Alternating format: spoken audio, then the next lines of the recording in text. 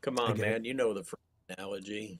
I know the frog in the boiling water analogy. I sure do. That's what Kaufman does to us in that movie. He gets you in cold water, and then real slow, he turns it up to a boil of surreality. So you're with it. That's why I feel like I'm with it the whole time. Some movies go surreal, and it's like, this is boring. So what do you think it was like for him working? He wrote for for Conan. Did he write for Conan? Charlie Kaufman? Charlie Kaufman. Really? I don't know that much about him. But that does Um, seem like a big leap from writing those screenplays to just. But a lot of guys start in sketch and then move on to yeah, other big things. yeah, or anything to any writing to make money if you're a writer. Absolutely. Um, Like Harold Ramis was the joke editor for Playboy before he did yeah, SCTV. yeah. That doesn't surprise me at all because it was a lot of like lampoon kind of stuff in Playboy, and Mm. um, yeah, they'd hire a lot of humorists. No, that doesn't surprise me. Well, that's what part of what gave him his clout, so he could be head writer on SCTV, because the rest of them didn't know what they were doing. The Playboy thing, you mean, or Yep, yeah, that and other. He had some other creds. I think he was a little older too. A lot of them were really young. Catherine was super young. it was Dana Carvey Um, show he wrote on. Charlie Kaufman. Interesting. I guess that makes more sense than Conan. They're both pretty surreal, but yeah, a lot of the same people. Because I remember Louis telling me that he wrote with them. And he's just like, yeah, this is because at the time he was Louis was making these short films, and they were really like Yeah. abstract and you know. And he talked about like the kind of stuff that Charlie Kaufman was writing in there, and he's like, yeah, and he just went off and started doing like he had these crazy ideas, and he's now he's making movies of them. Excuse me. Well, he made them work, man. Did you ever see Well, you Louis' just got to find movie? somebody to give you the money to do that because it's not about commercial success, obviously. Did you ever see Louis' movie Tomorrow Night? Which one was it? I don't know the name of it, It but was the black and white one where the main character is Chuck Sklar, yes, yeah, yeah, and I've he's seen it. got that this thing he does where he likes to sit in a bowl of ice cream. Yeah, yeah, yeah. It was pretty good. I think you could say surreal in some ways. Uh huh. Um, Maybe more sort of bent. Like he didn't try to bend reality. Just the people who occupied the world were a little kooky, a little weird, maybe a That's little right. absurd. Yeah. Um, Um. Pootie Yeah. Tang was probably more absurd than Tomorrow Night. Right. But it wasn't him. But I mean, that was like a kind of a character that was already built. You know, from it was a sketch from Chris Rock show.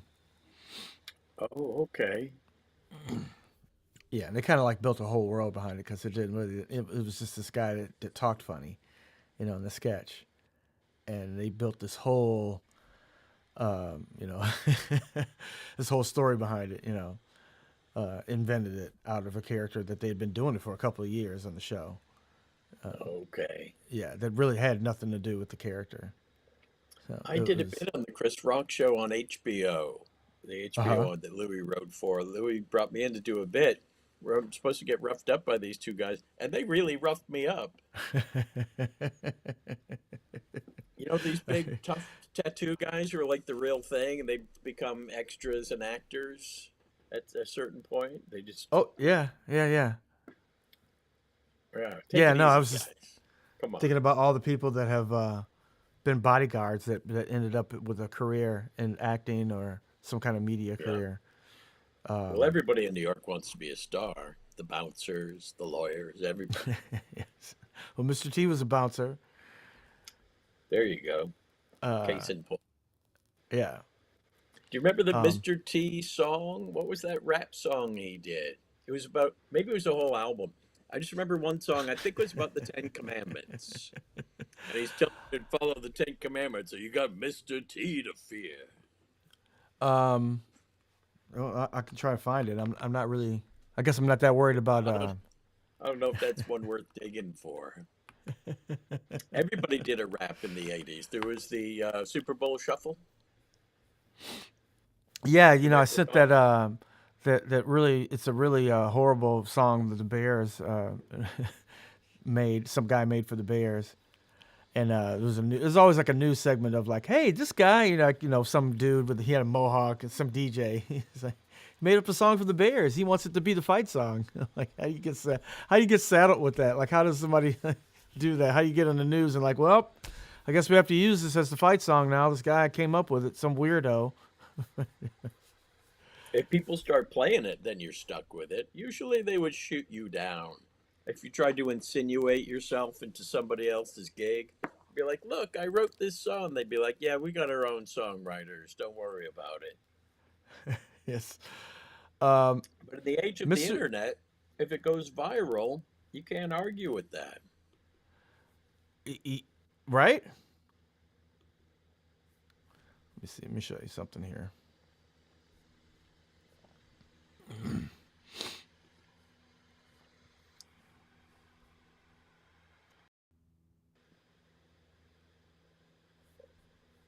It's got that 80s special effect graphics. This must be one of the Ten Commandments, little vignette in action. He's not treating his mother right.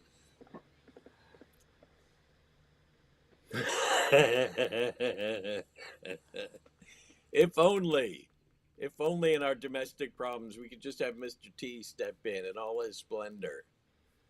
All the problems would get fixed. Now he's going to rap about it. With with camel short shorts. Oh, that's how they wore them back then. Those are like Larry Bird short. Say it again. Larry Bird short, like in the NBA, they had those short shorts back then. That's just the way the shorts were. That's true. He's got Dawn with him. No Tony Orlando, just Dawn.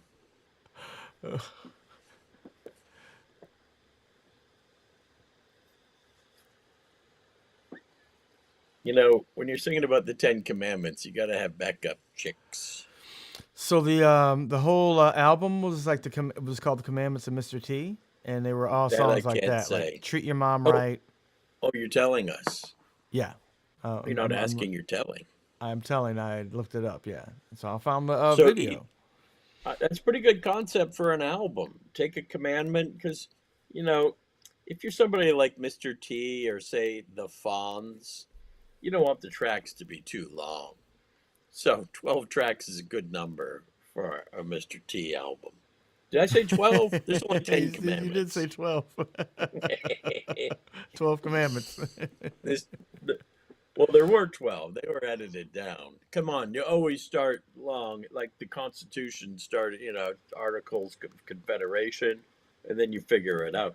That's a Mel Brooks thing, where he comes down off the mountain, Moses, and he says, I brought you these 15 commandments. And he drops one of them. And he said, what? He drops a tablet.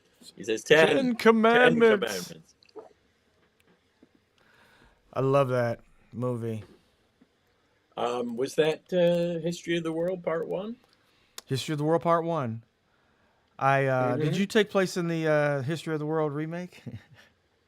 No, no, everybody else did. Right? But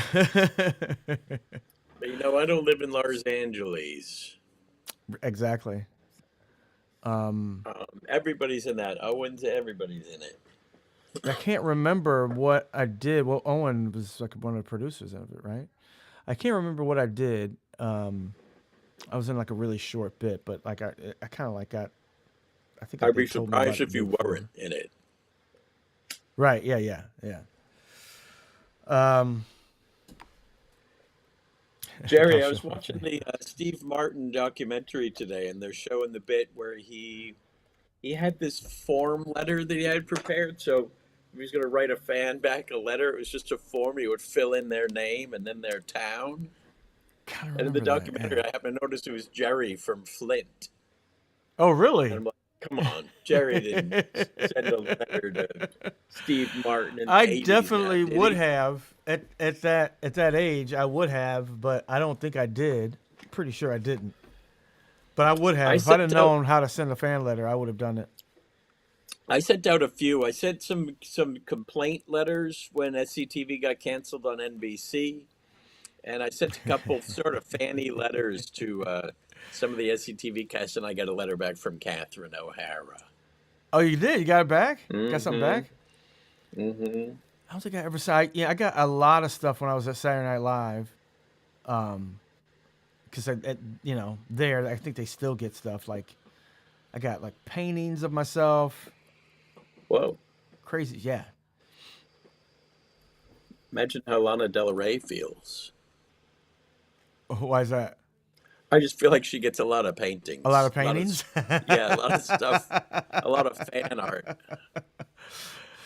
Fan art is like somebody made a fan art of my character. A crude drawing of yourself is always disquieting to your brain. It always makes you feel like somebody's gonna put you in a jar and keep you forever.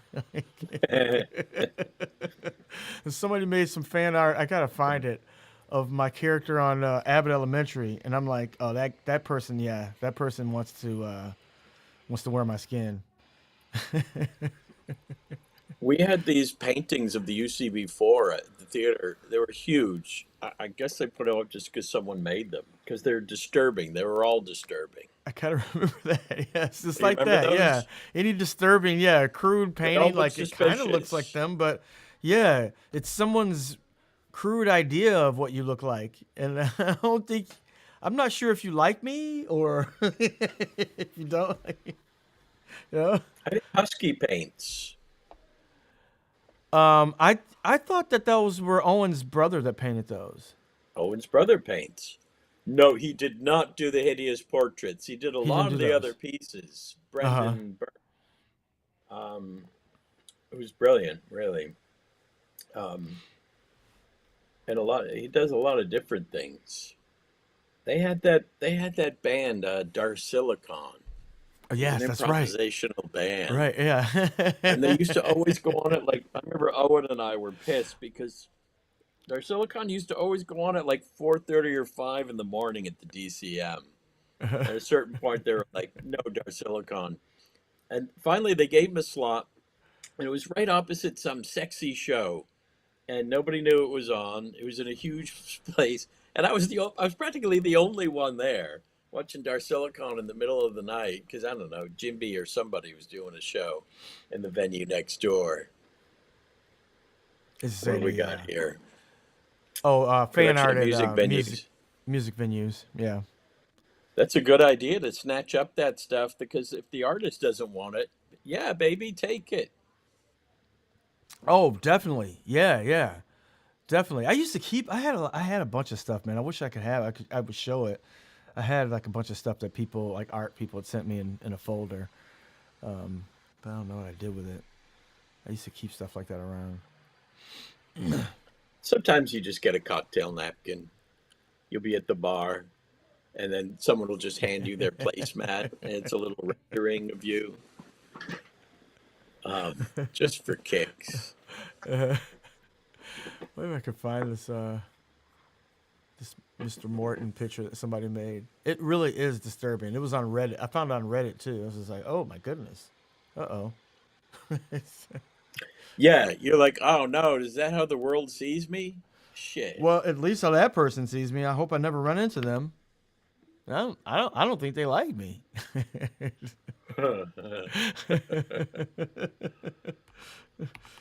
Well, come on, you could say that about a Hirschfeld. Like, come on, Hirschfeld, why you gotta do that? Why you gotta play my overbite like that? Come on, I'm not like a, but he'll do it. If you got a big chin, he's gonna go for it. He's So going after it. at Second City, we had this artist that would do like these Of Hirschfeld course. pictures for us for each show. Hmm. And in one show, I played a woman in one show. It was with Horatio, and but I wasn't in drag. No Well, costume, no nothing. Just guess played. Just what? let me see if I can get Walshian. Oh, okay. I'm gonna send Walsh. Yeah, I've seen that Um, rendering of you. I yeah, didn't the think guy, much of like it. the I was guy, I like, was all just like, right. that guy was. So he played a character in drag. Big deal. I didn't like notice it, but then I asked you about it, and you're like, yeah, I Well, didn't I ask wasn't it. in drag at all, and, the way he rendered it, I'm like, well, wow, his imagination of what I looked like as a woman, it's like it Yeah, was like Bugs Bunny. Like he Bugs Bunny cannot resist cross-dressing at some point because he's got to seduce the other guy to embarrass him. well, he's I mean, like they can't resist him when he's like a No, because woman, he's just as a woman. fetching. Yeah, He's very fetching. it's insane. It's insane how unresistible he is. Let's see if I can get Walsh in here.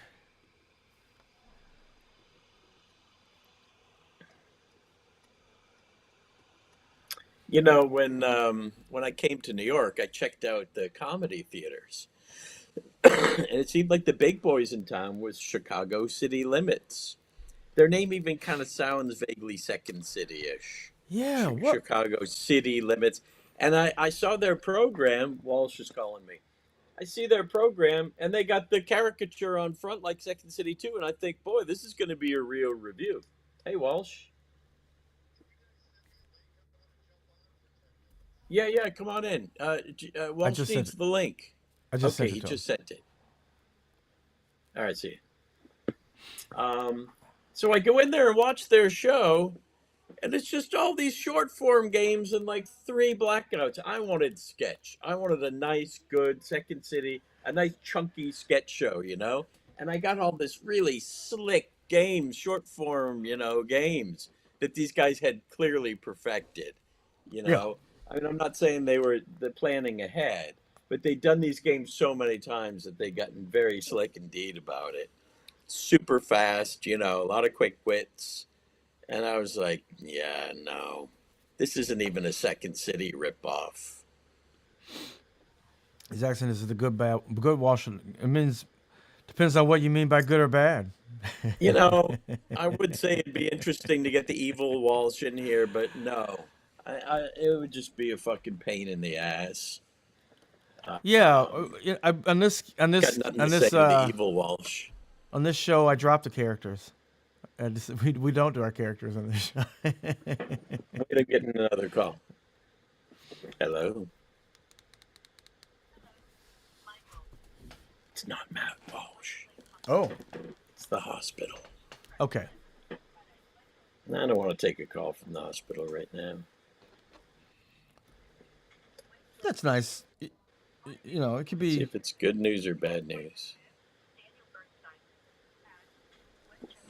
Nah, it's just a reminder.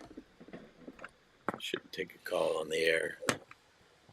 I like Um, taking calls in class. They think it's fun because I feel like if you're going to take a call in class, you should put it on speaker so everybody can hear. And then whatever goofball it is that's calling in, they get to join in on it. it sounds like that's what Trump does. Like he did that in that New York Times interview. He just kept like answering the phone. People come in. Oh, He's like, "Good. and What and about making this?" he's got a wingman with him. It was Rubio. Rubio writes a little note, and he's too dumb to not read the note out loud, or he just wants to humiliate the people around him, and knows what he's doing. Just wants to be the people who aren't creative have to revert to cruelty, bullying, making up names, doing dumb bits like that, reading the side note when someone's trying to help you, and instead you call it out and make them look like an asshole. Never understood that. I never understood that. I understood getting a laugh, and so if I was gonna be cruel or mean to somebody, if it was just out of being funny, I understand that. But I never understood just doing it just to be mean. Nah. I mean, I dabbled in that when I was a very young person and realized that I didn't like it. I didn't like when other people did it, and I certainly didn't want it done to me. And I was raised Christian. You do unto others, and that's why I never got into pranks because I really don't want to be pranked. So I can't run around pranking other people. I unfortunately did love to do pranks. Um, I Yeah, got I did a for a share of while. me pulled onto me too. My lesson learned, but like around high school, I really loved I love the whole concept of like old timey pranks. Like I was like, how could like did anybody ever pull off the hot foot? I wanted to try it. Like I just want to try that once. I just want to try it. Did anybody ever put a match in somebody's toe and light it Yeah, I got a and hot sneak foot. away? Sorry, Greg Madera gave me a fucking hot foot in Florida. And I didn't know what a hot foot was. I sure found out. Yes, Adam How Andy did, Daly started so off Chicago City Limits. So did Sean Conroy. A lot of guys, a lot of good guys. okay. I'm sorry. I didn't know that. Yeah, no, the hot foot. No, yeah, terrible, terrible. I've seen Uh, them in cartoons now. well, that's where I got it. That's why I would see it in cartoons. And I was like, did this ever happen in real life? Was this a prank or a bucket? The bucket over the head, which I tried, and then quickly found out that a bucket can really hurt somebody if it falls on their head from over a door. Oh no. See, my thing was bullshitting in high school. I loved to go into a establishment where they didn't know me and make up just the biggest bullshit of who I was, and I was usually just there to buy a Coke. Yeah. But I would for some reason lay this fake life story on them. Yeah. You've done that one? I like doing that too, but yes, but I was more about pranks. Yeah. Egging Jerry, why is it houses. so hard to get in this room? It's like a series of it's like the beginning of Get Smart. I don't know. Is he trying to get in? Is he telling me he's trying to get in? He is. He said he wanted to come in for a few minutes, but I think he said he only had just a couple minutes. Is he knocking on the door? I don't. He's no, not yet. Link was sent. Maybe the link was low. I mean, lagging, slagging. Or does he want maybe? Did he want me to email it to him? I don't know. Try that. Well, if you call me, um, yeah, no, I didn't like physical pranks. I didn't mind conceptual ones. But it occurred to me after a while that most pranks was just these blatant lies, like the ones I did in high school. Terrible lies. Hey, Am I here? You are. yeah, we can hear you. Grandpa figured it out. It took a little while. Delaney, are you in the Arctic? Hmm. You look like you're so cold. I gotta wear my hat. I do. I don't wear this hat in the house usually, but I do wear the down vest because it's Okay. cold. It's just drafty here. Sure, I sure. have the same. I'm in San Diego and I have the same thing. I am freezing in here. Really? Yeah, Morgan's like that. Morgan's always like cranking the heat. I'm like, what's happening? I'm not that cold. I don't have heat in this house. I live by the beach. Oh, there's a fireplace, but no heat. is the fire going? No, I don't have it going. No, no, not today. But usually every night I get it going. It's a gas. We It's got a gas. fireplace. I like fires in the morning a lot. It's Yeah, me really too. nice when you're in a chilly house. Start that fire up. Yeah. So Walsh, everybody always asks if it's going to be the good Walsh or the bad Walsh, and I always ask, well, what do you mean by good or bad?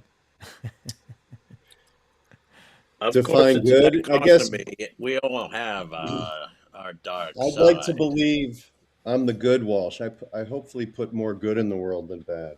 Well, I was just going to ask you, have you been bad? Uh, I've been incomplete. I wouldn't say I've been bad. Good. Okay. The difference That between makes bad and sense? naughty. Does that make sense? That does make You know, sense. And you've everybody been knows Um, who the good Matt Walsh is. Matt. You work constantly. I saw something in the trades where you were just working recently. Like you're always doing something. How did you? How did you? How did you do that? How do you do that?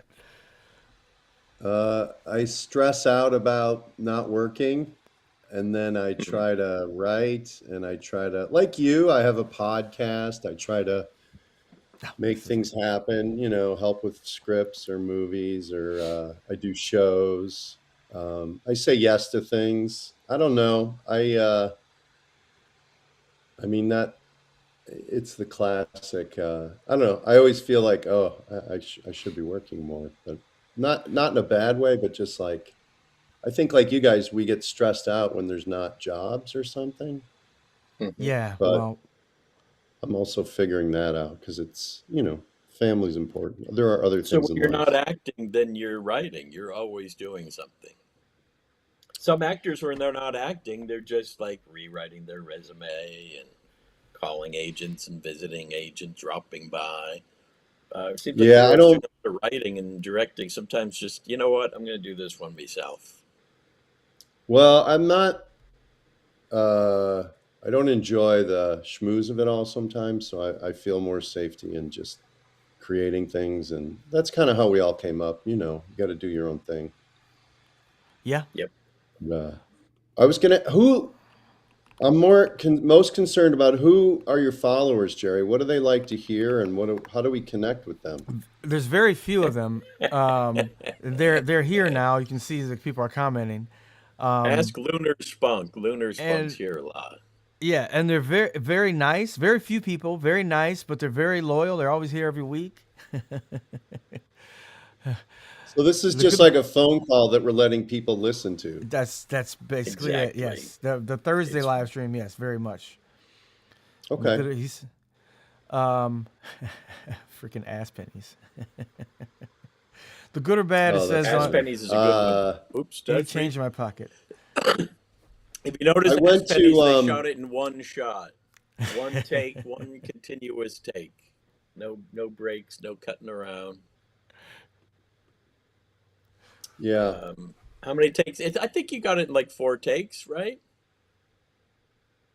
How like many? 16 or 20. I think at some point Really? Phil was like, "Oh, let's just break it up. Maybe we can get it in two." Me and Ian were like, "No, no, no, we'll get it. We'll get it. We'll get it." Um, Well, that's one of so those sketches that you did on stage, so it's really in you. You know, it's not like you memorized it that week. yeah, and there was choreography to it. And we actually, when I was in Redco with Ian, he wrote it then, and we would sneak it into our touring shows. We would just do our own material. Nice.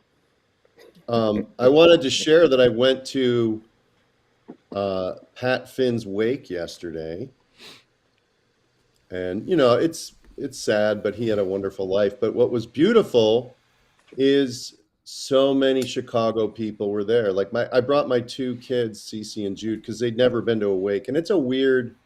I guess it's Catholic tradition. You see the Hmm. body and you don't know what to do, and you sort of go to the coffin and say a prayer. And they had never been to one, so I thought it would be interesting. But what it was really sweet is like you name, like Brian McCann was there, Brian Stack, Keckner, Pete Gardner, Betsy and Adrian Thomas, Mitch Rouse, Neil Flynn. It was just so beautiful how Chicago created these friendships that still lived. And Pat was a special guy, so it was really sweet. Kate Flannery. And it was just like the community that's kind of invisible at times when we're on our own. It comes Yeah. together in those moments. And that was really beautiful. And I was very touched by like, and my son was like, how do all these people know each other? I'm like, you know what?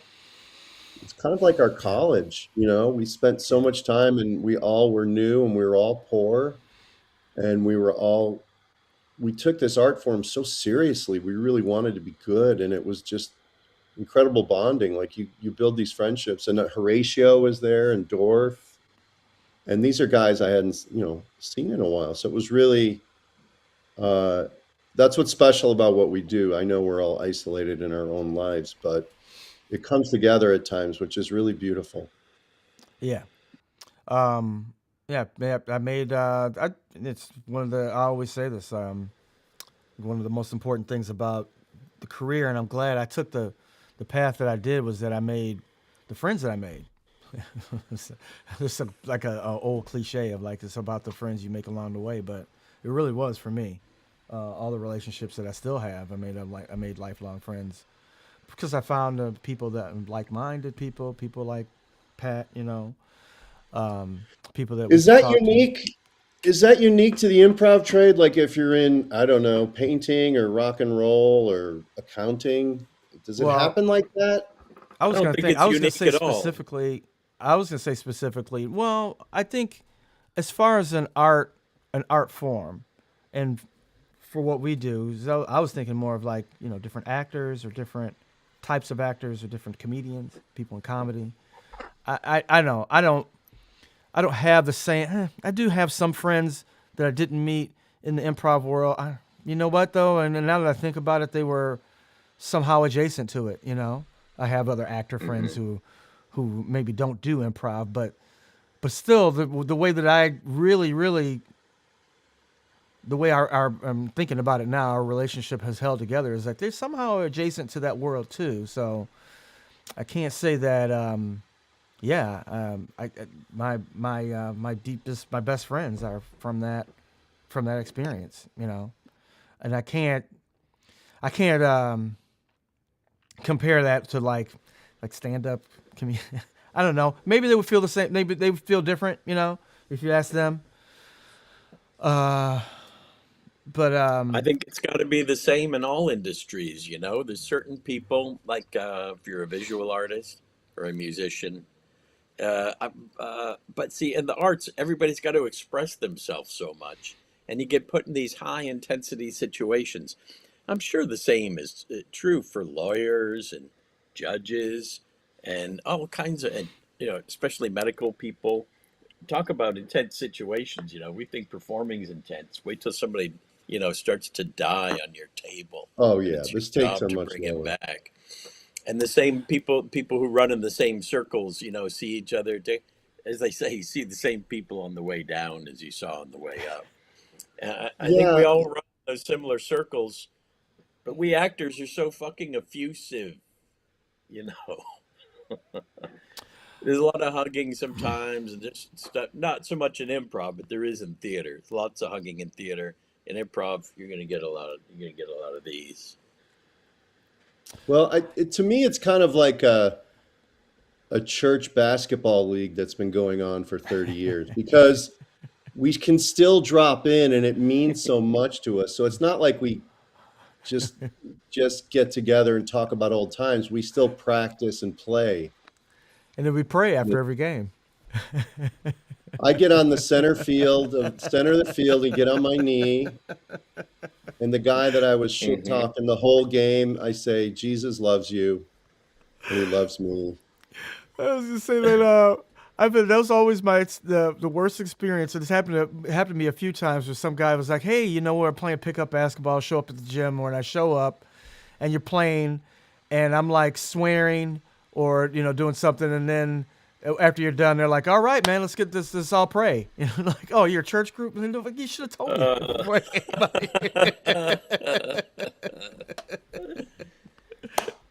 Uh, All right, guys, Yeah. let's get it together. Everybody, let's pray.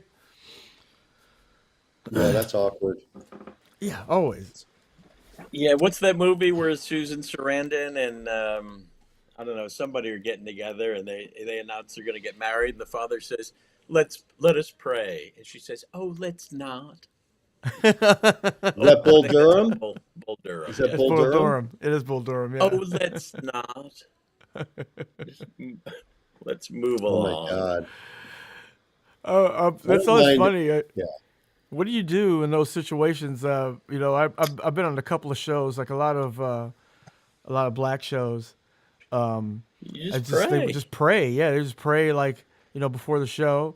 I was on one show and they'd all get in a circle and pray. And I guess I was used to that from growing up, and even growing up, like as when I grew up as a Jehovah's Witness, I would be like, I can't pray with you, whatever. I can't do that.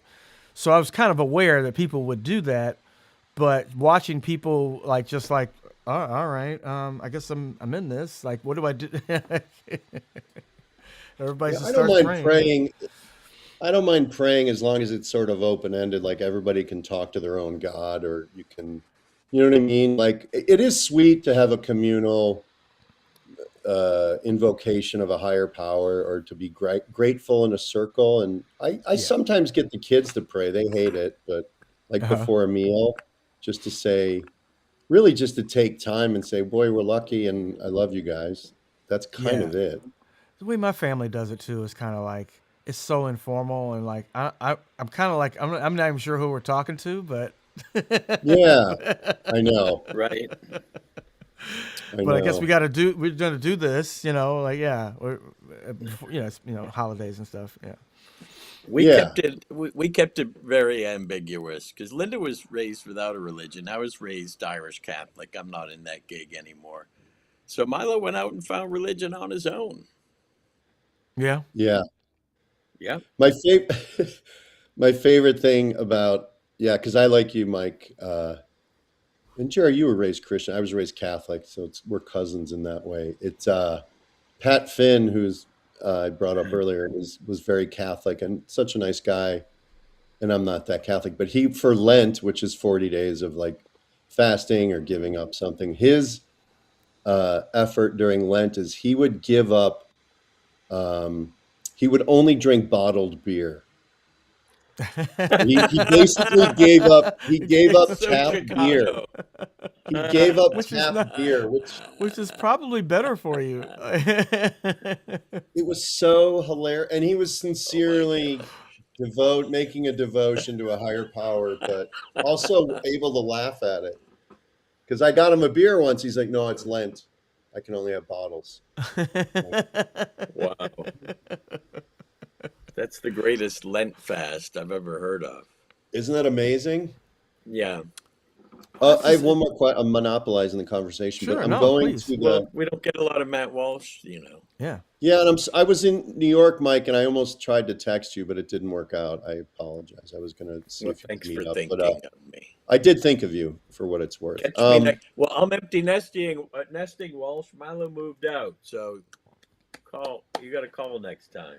I will. I'll text you in advance. Is when I go to this funeral mass, do I have to wear a black suit and tie, or can I? Like, what do you think? No, no, just don't wear your red tie. But it's fine. You don't have to wear a suit these days. Just something respectful. You should wear something, dark or black or white if you can help it. Okay. And but dark is fine. And Okay. business cash is okay. Okay. Jerry, Yeah. Um. Yeah. Dark. Business because casual. I've been to some funerals and everybody had a black suit, and I had like a blue coat, and I felt like a jerk. Yeah. I've been to that too. I don't have a black suit. I gotta get one. You're better off Uh. with black slacks and a white shirt. Yeah. You know, Okay. Yeah. All right. white I'll is report. fine. The deal is color. Is to be colorless, Yeah. not to Right. Don't necessarily be distract. all black. Yeah. At least Okay. just some of my relatives who are like, they had my last. I think my aunt had their. What was it? My uncle. Um, everybody wanted everybody to wear a color like red to the funerals. It was like just That's crazy red. fine. Yeah. That's fine. As long as it's not gonna make people have to go out and find something. You don't want to have them have to put in too much effort. Well, the Irish, we have our own version of that, which is propping the guy up in the corner at the pub and having a big party. I've That's a never been real to one of Irish those. way. I've Irish never wake. been to one of those. No, neither have I. I think you got to go to Ireland if you want to go to one But of there is those. always like drinking after the funeral with the Irish. and Yeah, that's before. common in a lot of like cultures. That's big um, um, African American culture. Yeah, Um, Big get meal, together, big giant meal. Yeah, repass. Yeah, repass. Okay, yeah, that's a I big guess that's big good though. tradition. It's like, It's and kind I of like a was like it's almost becomes a party by the end of the night. Like people are it's kind of like a part of the whole grieving process. so Where here's, not to get all serious. So I was again talking to my kids after the wake, and I was asking them like, do you? Because the family, Pat passed, and then they have this wake, then they have a funeral, then they're having another service in Chicago for the final burial. Do you think that helps a family, or do you think it, because you got to be social, and your dad died or your husband died, and you're like, I just want to mourn. Like, it's it such an depends, interesting. because if it's a part of your culture and it's a part of something that you're used to, and Catholic family, you're used to like a wake and a funeral and and this and that. You're just kind of used to it. And I think that if you're used to that whole process, it just becomes a part of your whole grieving process. Okay. Just like sitting shiva. It just becomes a part of the whole thing. Yeah. That No, is built traditions are in. good.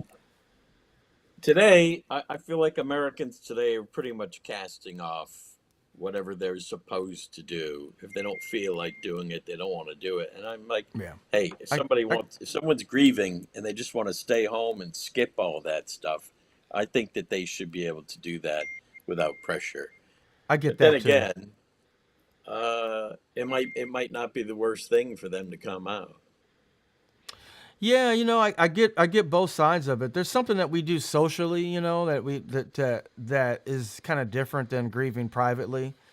But um, the whole idea that we have to do that we find it necessary to have a public, you know, grieving thing, which is a thing in itself.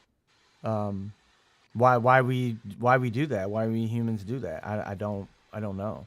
And then I've had Maybe some you're like relatives who just didn't serving, want that.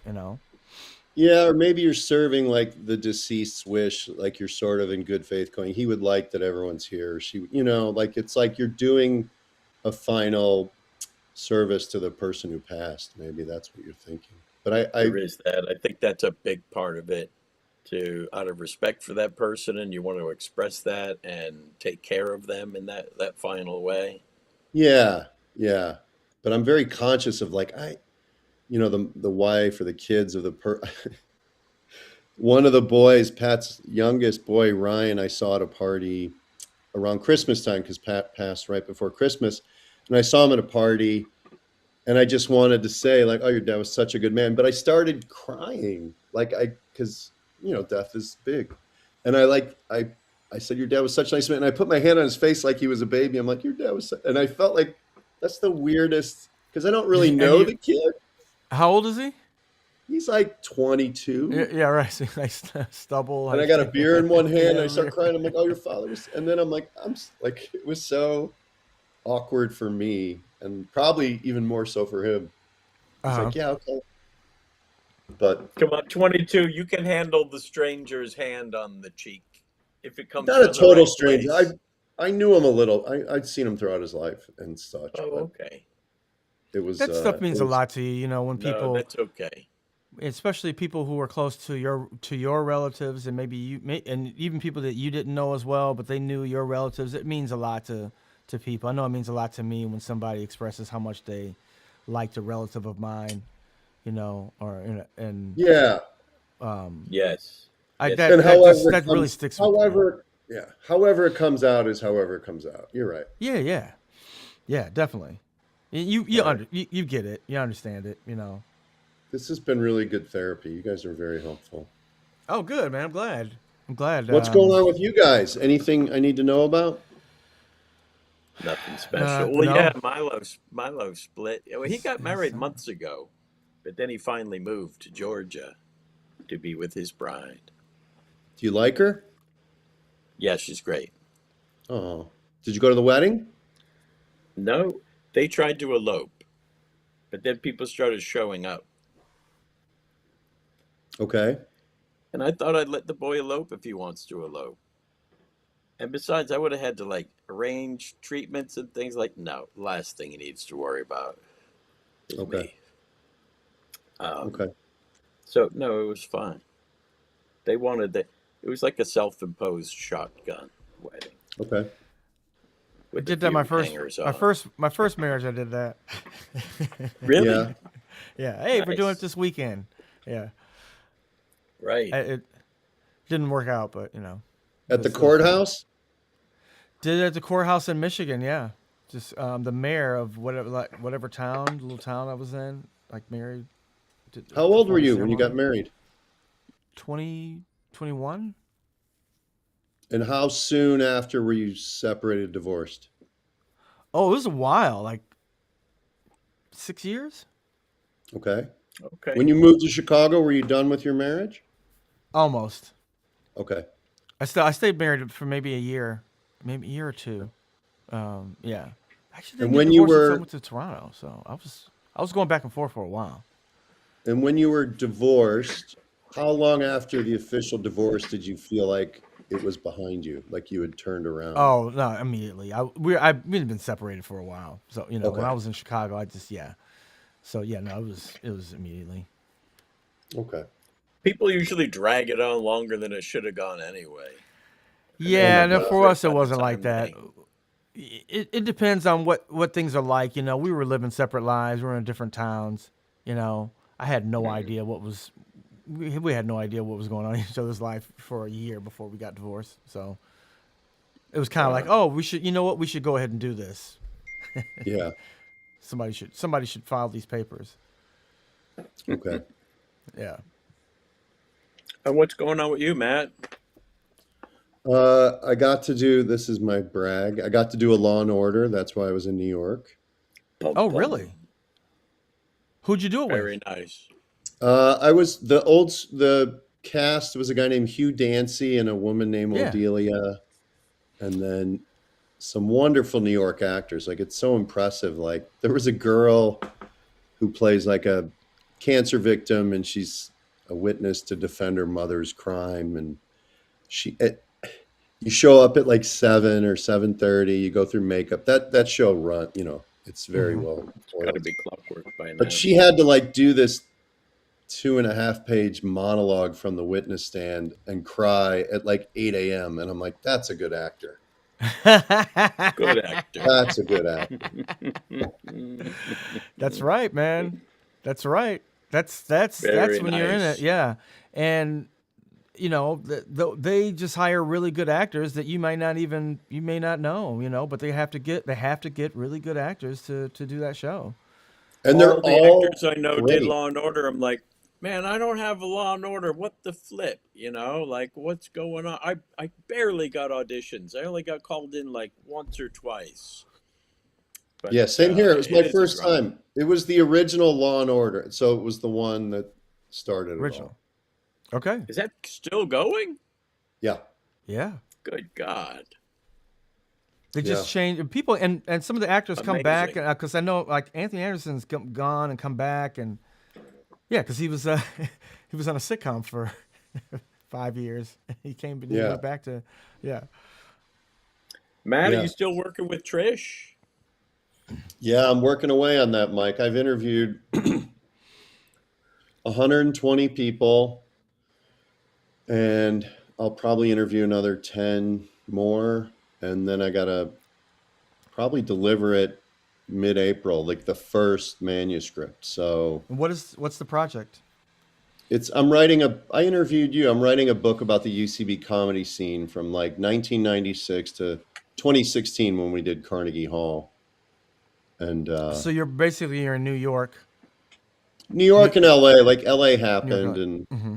uh, it's just everybody I'm trying to get. I interviewed the guy, JMO's son from McManus, and like Joe Gare, people who were never performers, or Ira from Yola Tango, or Oh, good. I interviewed Joe, Colbert, and Joe was to all the good shows. That's a good interview. yeah, just Joe people who show. either watched or were adjacent, and you know, we're there to, use it in some way, and a big theme is community, like you said, Jerry. There's so many people, met their spouse or best friends, or, it's very cool. And, yeah, it's a big task, but hopefully it'll come together. I wanted to ask you because and this is the same. You have Delaney here, who was, I mean, basically a student of, maybe not of yours, but who came along, who was one of those people who came along when you started UCB in New York, and I took Walsh's class, of you course. you were, you were so you were actually a student of Walsh. And Hmm. how does it feel now to have people like him? Um, like I recently did an episode on Abbott where Tyler, the kid who was the kid from the kid I was thinking from Everyone Loves Chris, or Everyone Hates Uh, Chris. He directed the episode, and he's a really good director. I mean, excellent director. I'm almost like, man, you should be doing this. Like, you're a really good director. I mean, obviously, he's been on set since he was a little kid, so he knows, right. you know, he knows the camera, he knows blocking, he knows that stuff. Fred Savage Like the from back of his hand. Wonder Years, he got into directing. And he's a pretty good director. He's a pretty good director too, Uh, notwithstanding other stuff. But yeah. But how does it feel to have like people who you taught now, and in some ways like are telling us what to do, producing, directing us, or even working with you, and even like being now having them as peers. Um, I guess in some ways it's weird early on. Like you're like, oh wow, you're not a student anymore. You're like, hugely successful, and you know, so in some ways it's weird, but in other ways it's like, I don't know, normal, or yeah, I don't know. It's Uh, what you expected. no, no expectation, but the way life moves, and I guess the business we're in, it's like anybody can be anything in a way. I don't know. It doesn't. If it was somebody I didn't like, that would be different. But generally, everybody,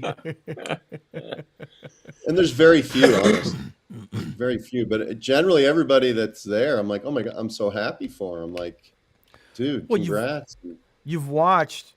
And I don't know if you had this idea of what UCB was going to be when you started, but you've watched people have tremendous careers who started in UCB. You've watched people probably now at this point who you're not even familiar with come through, who you didn't even know come through UCB and have gone on to be big stars. Oh my god, it's Um, crazy. Like Donald Glover, I saw him like cleaning floors for Kilgore when he was at NYU, and now he's a double threat: actor, comedian, music dude. Like it's ridiculous that, yeah. So yeah. it is weird, but it's also like, I mean, famous people too. It's like, uh, I don't know. It's a funny business. Like there's a public person that's always out there, and then you kind of know them in a different way, and that's what's weird, you know, yeah. because everybody thinks this version of them, and they think that's who they are, and then you kind of know them, and that's what's. Well, especially if you like saw them like when they first started, or you were their teacher or something like that. That's got to be. 'Cause I'm trying to think of like people that I've directed or people that I've taught. Yeah, I Especially took well with Donald younger Glover people. a bunch of times and Mindy Kaling and a lot of people that I just saw zoom past me. It's like I had to get used to that. I'm having people just whipping by, and that's fine. Very, very rarely is it someone you didn't like. But not everybody likes you, because none of my teachers seem to be putting any effort into wanting to be liked. Didn't seem like Dell was that wanted people to like him. The UC before Well, didn't act like they gave a fuck whether you liked them or not. They were teaching the way they were teaching. We're all doing something. And if you want to get on board, great. And if you don't, maybe go to another school or whatever. yeah. But the new Yeah. UCB is more about making the student happy. That's their priority. To make things easier for the students and to make them happy.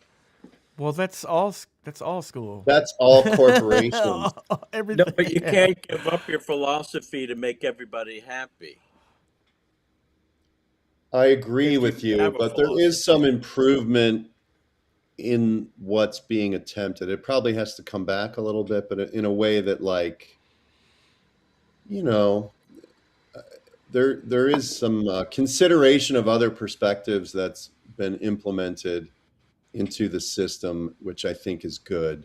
But I agree with you. At some point, if you want to get better and you want to be a pro, then I'm going to treat you like a pro. And like in the NFL, they're not like, how are you feeling? I mean, they might have somebody on staff to psychologically unpack anything you're dealing with. But if you're the coach or the cornerbacks coach, it's like, dude, this is how you want to be a pro, then do this again and do it right. You know what I mean?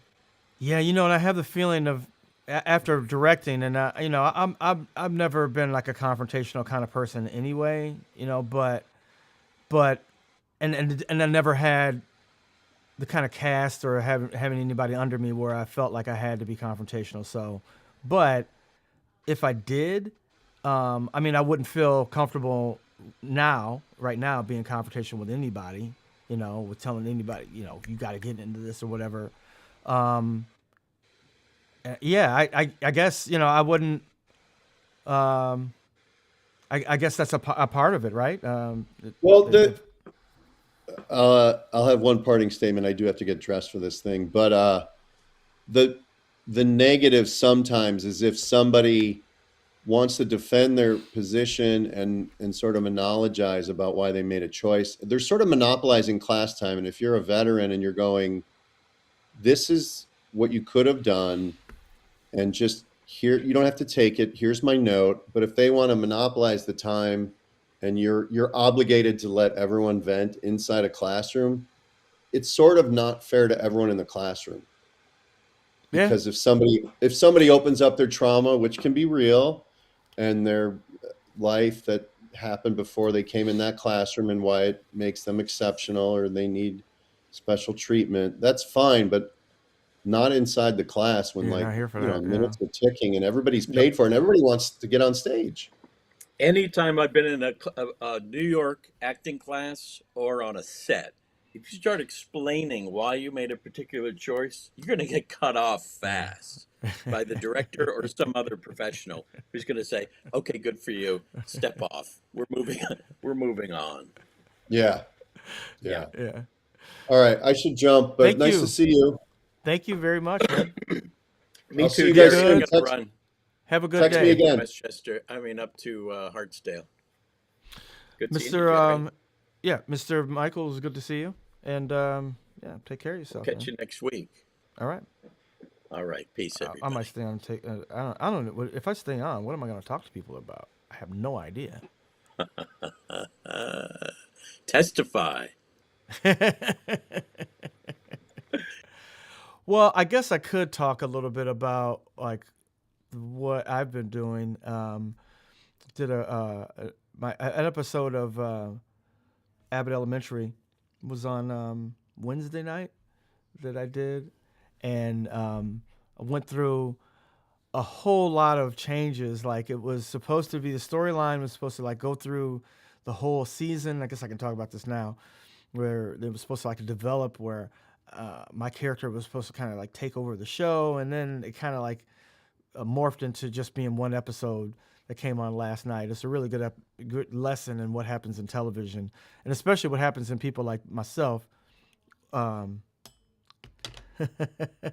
Retroverse, somewhere you want. I should. Yeah, there's a lot of videos. Um, but yeah, and I can't show like anything from Abbott Elementary on here, but it was a really good lesson on how things go from what they write to what actually gets put on, and especially for people who aren't regulars in the cast, which I'm not. I'm just like I come on every once in a while. I've shot so much this year that's ended up on the floor, which is great. I have no complaints about that, but That's just the way it goes for actors, man. Like, and especially for like for people who aren't regulars on the show. Like, my stuff just gets chopped off. I meant to ask Walsh about this video that I was looking at.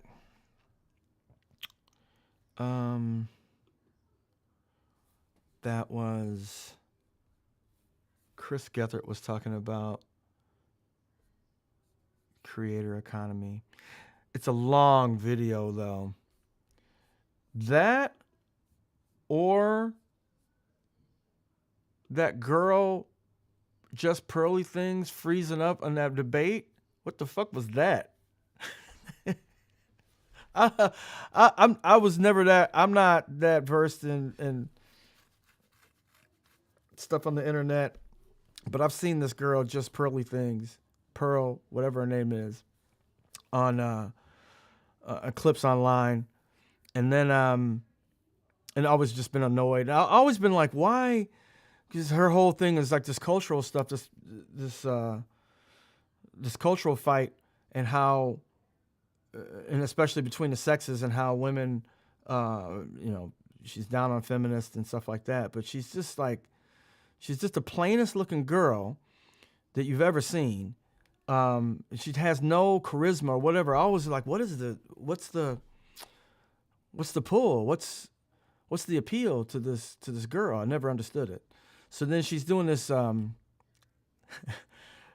this debate with Anna Kasparian from the Young Turks, who just wiped the floor with her in the debate, and then made her like just freeze up and not talk for a minute. It's disturbing. It makes me feel bad for the girl, for Pearl. My God, that's like, why did you even agree to a debate if you can't talk? As I can't talk right now. What else can we relate to? What else can I look at? What's alive? What's going on? What's going on in the world today? What can I react to? I haven't seen any the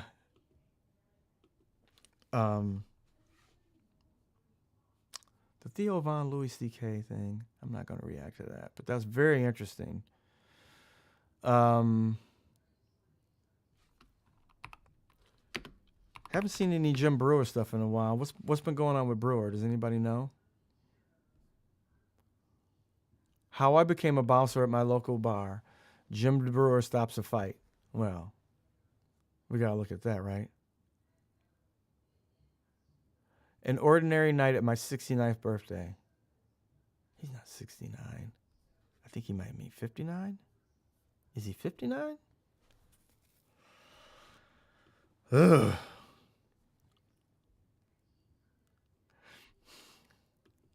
Want to be a trad wife, but the evil Matt Walsh would say he's fast and fry. Yeah, I don't know. I guess she's rich, but she's like a big plain girl. I know, R.I.P. Brewer, right? Well, let's check it out. He stopped a fight, it says. So I gotta see. I gotta react to this. Let's get the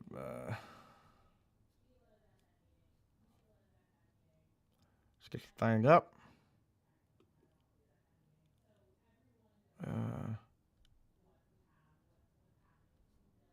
Don't want that.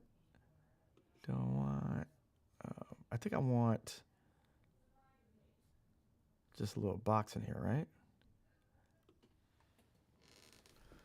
All right, let's check this out.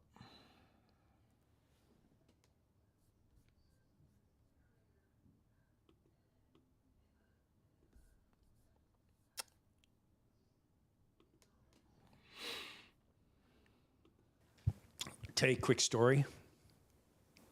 Apparently, I'm a bouncer.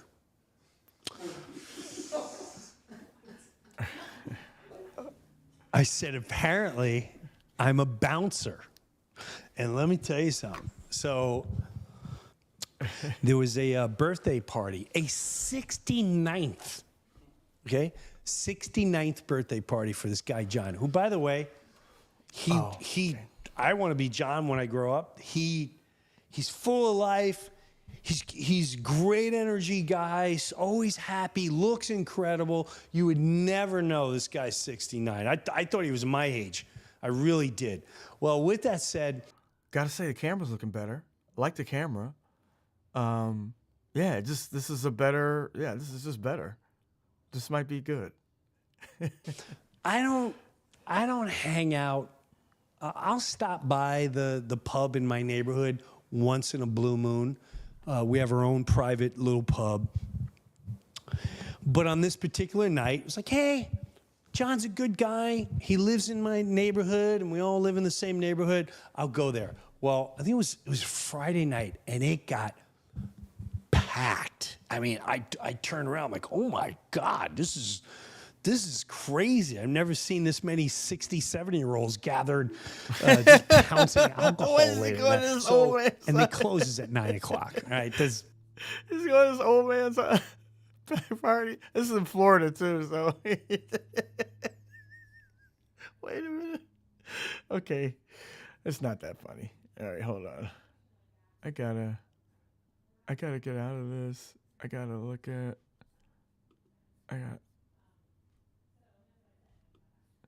It does seem more human. I gotta say. Okay, let's go back.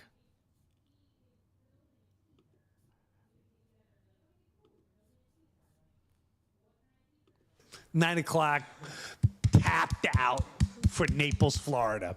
And all of a sudden, I'm having a good time, talking. I'm talking with these guys. I just met them. There was a guy, he's like, hey, man, I know the one of the guys in Billy Joel. I'm like, get out of here. I know Tommy Burns. You know who Tommy Burns is? And he goes, did you know I saw you do a video where you sang at Madison Square Garden with Billy Joel? I'm like, oh, my God, let me tell you the story. So I'm holding court. I'm like, so there I was. I'm taking my daughter to Billy Joel. And next thing you know, I'm on the stage, and I'm holding court, and life is good. And I haven't done this in a while.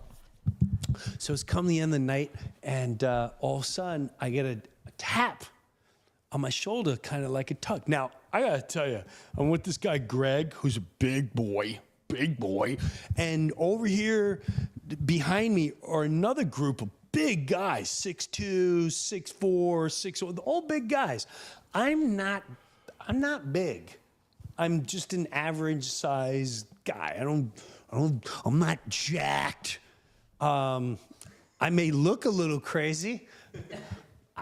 Well, I get a tap, right? And kind of a pull. And I turn around, and it's one of the bartenders. And he's like, I need your help here. And I went, what? He goes, come on, I need your help here. And I'm thinking he had to move a table. There's tables in there, and there's a lot of people, so I'm thinking, I already have to move a table. But there's this young dude, probably like Ryan's age, okay? And our guy, Mike, who's not here, Mike's a little jacked up. He looks like he could... Mike is generally a happy guy, but he looks like maybe after the wrong shot, something goes wrong. Mike can go either way, right? I'm genuinely being entertained. It's like... I didn't do it just necessarily to make fun of him, but all right. So there's this young, jacked, wasn't jacked, he was just, his pupils were like this, and he's like, yeah, you don't talk to my mother that way. You don't talk to that mom. I'm gonna whoop your ass. I'm gonna whoop your ass. And so while I'm trying to comprehend that, then his father is like, you don't talk to my wife that way. You don't talk to me. Man, you don't talk to my mother that way. And there's one other guy yelling, right. And they're pissed. They're not even yelling. They're pissed, and they're gonna. You're not getting my help on that one. Family stuff. White people family stuff. No, I'm like, nope. Sorry, no help from me. Who's trying to call me? Hell, this guy, the bartender, and I went, oh wow, okay. So don't ask me. I just went, hey, okay, okay. Where you? Hold on now. Forget it. I told him, he was like, I looked at the bartender. I'm like, go walk somewhere real quick. So he walks away, and I'm saying to the group, I don't know how this happened. I just went, hey, man, are you guys from here? They're like, no, man, we're from Kentucky. And what? Oh, my God. My family grew up in Kentucky. What part of Kentucky? They're like, yeah, we're from Lexington. I'm like, oh my God, horses. Are you guys visiting? And they're like, yeah, no, we came down here for the holidays. Like, my father grew up in Dayton, Kentucky, and he'd always say, Dayton, not Ohio, Kentucky. I'm like, get it? And they're like, we know Dayton, Kentucky. I'm like, right? You're crazy. They still are barefoot there. Like, yeah, man, they just started. Okay. Well, I mean, you can see. That's Jim Brewer. I mean, it's very entertaining. It is what it is. What else is going on? What do you got here, Lunar? Dark Brandon rebranded as Nico Corazon in the Resistance. I did see that. That's the guy that does like the cartoon thing. Like he's a cartoon and he talks. Does a lot of videos.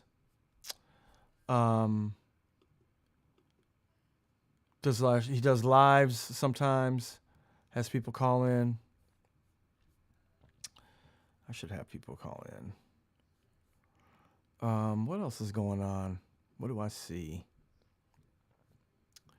I already said something about the Louis stuff. I mean, if you get a chance, watch the Louis interview with Theo Vaughn. I actually, if you like comedy, and if you really want to see somebody like, I don't know what you think about him or whatever, but if you want to see somebody talk about the personal, about what's going on with them, I was really intrigued by that interview. It was good.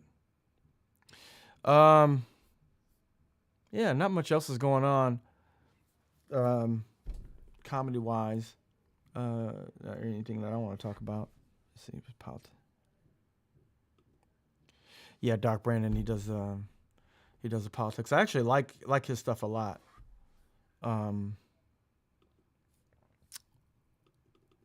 Let's see the last thing he did. I mean, so much stuff has been on the stuff in Minneapolis.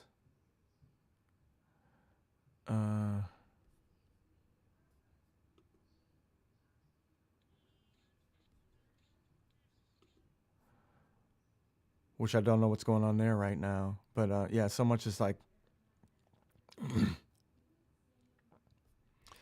just with the stuff on just the stuff covering Minneapolis. Okay, anyway, I'm going to take off. We'll be back next week, next Friday. I'm still working on some interviews. Obviously, I've been busy. I've been working. But I'm still working on some interviews to come in. Maybe I can get Tim Meadows is the one I've been working on. We've been friends for a long time. It should be a really good. Oh, it's from last year. Conor O'Malley from last year. Let me see. Slugs. All right. Oh, yes. Okay, I do it. Maybe next time. I'm going to take off, get something to eat. Yeah, we'll be back next Friday. Again, working next week. So, and then I'm working on a Tim Meadows interview, which should be good. And yeah, the season's almost up, almost done shooting, so I should be back more and more often to see you, some other comedians talking about comedy. Thanks for coming. Thanks for watching. I'll see you later. Bye.